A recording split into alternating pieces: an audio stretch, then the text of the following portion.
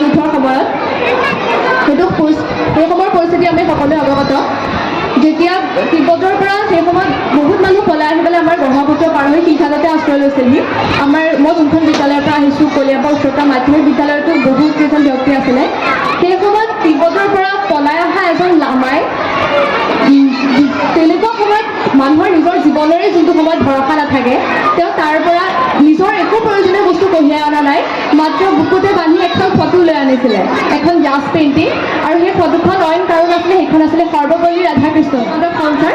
তাৰ হাতত দি পেলাই ফটোখনৰ সংৰক্ষণ কৰিবলৈ কৈছিলে। নিজৰ জীৱনৰ ভৰসা নাই, কেতিয়া মৃত্যু হয় কোনো ঠিক নাই। এই ফটোখনৰ তাতে একো ক্ষতি নহয়, আপুনি ভালকৈ ৰাখিব। গতিকে তেওঁৰ প্ৰতি মানুহৰ ইমান বেছি এটা গভীৰ ভালপোৱা আছিলে। তেওঁৰ কথা কৈ গ'লে শেষেই নহ'ব, ইমান কম সময়ত তেওঁৰ কথা কৈ শেষ কৰাটো সম্ভৱেই নহয়। মোৰ কথা আৰু বেছি দীঘলীয়া কৰিব বিচৰা নাই।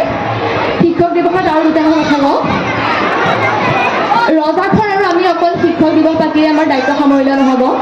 শিক্ষকসকলৰ প্ৰতি প্ৰকৃত সন্মান আগবঢ়াই শ্ৰদ্ধা জনাব লাগিব।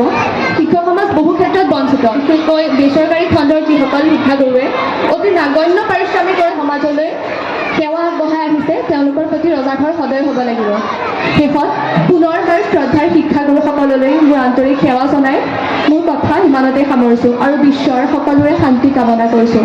সৰ্বে ভৱন্তু সুখিনঃ, সকলো সুখেৰে থাকক। সৰ্বে সন্তু নিৰাময়, কাৰো যেন একো বিপদ আপদ নহওক।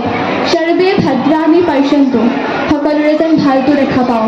মা কাচিত দুঃখভাৱো ভাবে, কোনো যেন দুখৰ ভাগি নহওক, ইয়াকে কামনা কৰিছোঁ। ধন্যবাদ।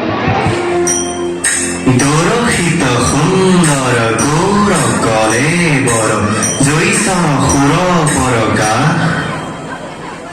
সকল সভাসদ ৰঞ্জন জাগিৰি দৰ্শনে পাব বিনা। দৰশিত সুন্দৰ